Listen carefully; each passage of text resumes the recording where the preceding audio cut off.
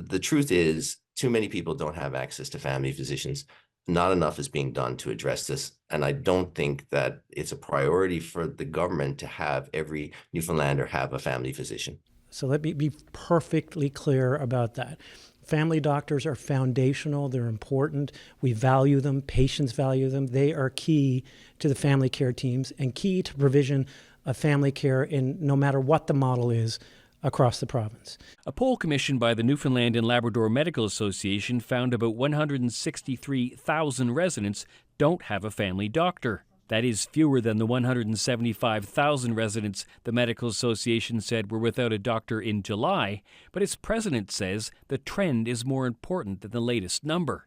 And what we've seen is that since 2014, a continual erosion in access to family medicine. And back in 2014, which is 10 years ago, it was only 11% of Newfoundlanders didn't have a family physician.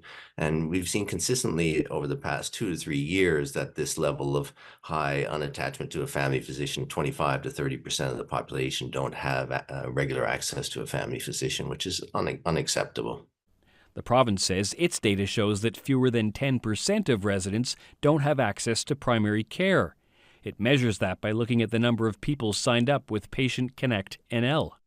When we had done one of our previous surveys, 60% of Newfoundlanders weren't even aware of Patient Connect. Fury says he doesn't want to get into a debate about numbers, and even one person without access to primary care is not acceptable.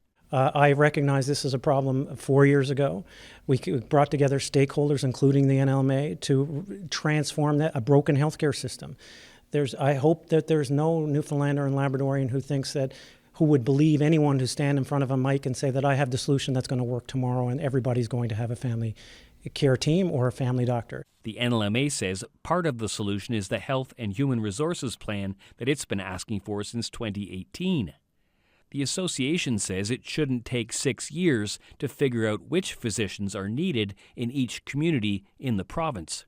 Mark Quinn, CBC News, St. John's.